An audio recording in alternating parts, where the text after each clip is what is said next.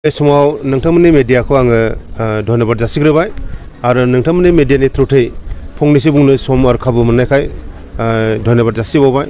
दा golden jubilee सेलिब्रेशनखा मैयानिफ्राय जाबाय, दिनै नैथि दिन, दिनै गेवलां मेल जागोन आरो फुंनिफ्राय जोङो दानो फिरफिला दिखांनायजों लोगोसे जुबली खाम्फा बेखेवबाय आरो रुंसारि जानायफोरनो बिबारबो बावबाय आरो लोगोसे बिनि उनावनो जोङो रेलि कालचारेल रेलिखौ खालामबाय।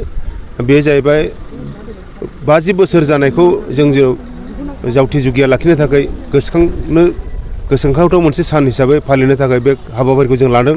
जोबोद गोजोननाय मोन्दों। बयबो रायजो राजाफोरजों लोगोसे बे ओनसोलनि गेदेमाफ्रा बे गल्डेन जुबली फोरबोखौ खुंनायाव हेफाजाब होबाय, मदद खालामबाय, रां रुफाजों मोदोमै मोखाङै बयबो हेफाजाब होदों आरो गासै फरायसुला फरायसुलिफोरजों लोगोसे फोरोंगिरिफोर आरो फोरोंगिरिफोरजों लोगोसे गथ'फोरनि बिमा बिफाफोर गार्जेनफोर बयबो हेफाजाब होबाय।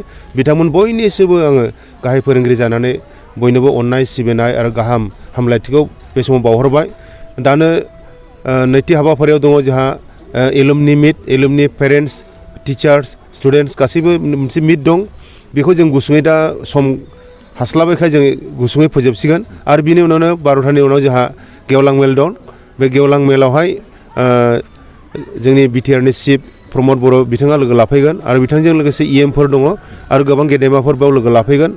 बेनिखायनो बे हाबाफारियावबो आं खावलायनो सानदों बयबो जाहाथे लोगो लाफैयो आरो बे गल्डेन जुबली सेलिब्रेशनखौ जाफुंसार होयो। बेखौनो मिजिंथिनानै आंनि बुंनांगौ बाथ्राखौ एसेखिनिखौनो बुंनानै दोनबाय। गोजोन्थों। जोबोद गोजोनथाव खौरां होननानै बुंनांगोन। जोंनि खासियाबारि हालामनि ओनसोलनि जे नायल' जाल' गंसेल' जेनेबा खासियाबारि हाइ स्कुल, बे हाइ स्कुला 1974 मायथाइयावनो जोंनि ओनसोलनि माखासे मेलेमजिबि बिथांमोननि दैदेननायाव मानगोनां गाहाय फोरोंगिरि हिसाबै बे ओनसोलनिनो सासे मुख'जाथाव मानगोनां अमर सिं कच सारखौ गाहाय फोरोंगिरि महरै गायसननानै फैयै फैयै दिनै 2024 मायथाइ मोननाय लोगो लोगो 50 बोसोर जाफैबाय।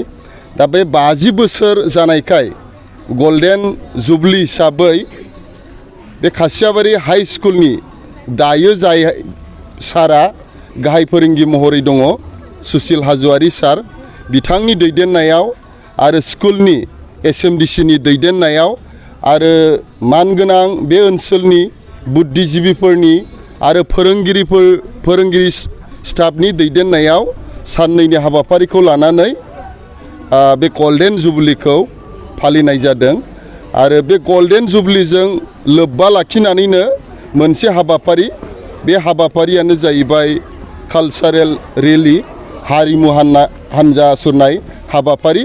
बेखौ दायो जोङो अलरेडि जोङो बानायखांबाय।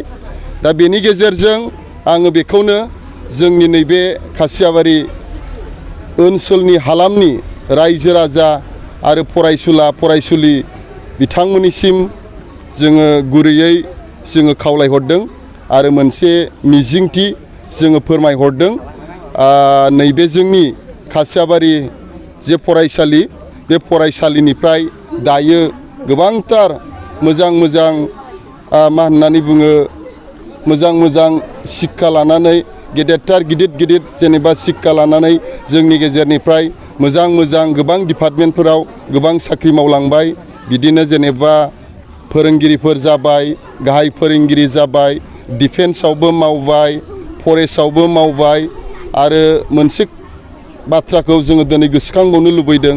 जोंनि नैबे खासियाबारि हाइ स्कुलनिफ्रायनो मानिजाथाव सासे फरायसा होननानै बुंनांगोन बै समनि आरो दायो दैदेनगिरि मानगोनां जिरन बसुमतारिया बे स्कुलनिफ्रायनो एमएलए जाबाय आरो बे रेलिनि गेजेरजों जोङो बेखौनो कामना खालामबावदों जाहाथे फैबाय थानाय समफोराव, फैबाय थानाय जेनेरेसनाव जाहाथे मोजां फरायसाफोरा बे फरायसालिनिफ्राय उजिबावो, सोमजिबावो, जोङो बेखौ मिजिंथिदों आरो बेजों लोगोसे जाहाथे जोंनि फरायसाफ्रा फरायनायाव गोसो होयो, गाज्रि जानाय लोंनाय, गाज्रि सोबनाय, गाज्रि माखासे आखुथायनिफ्राय गोजानाव थानानै गावनि जेनेरेसनखौ, फिउचारखौ सिन्था खालामनानै जाहाथे फरायनायनि फारसे गोसो होयो। आङो बेखौनो दिनैनि कालचारेल रेलि हाबाफारिनि फ्लेग अफ आलासि महरै आङो खावलायनाय जाबाय सारनि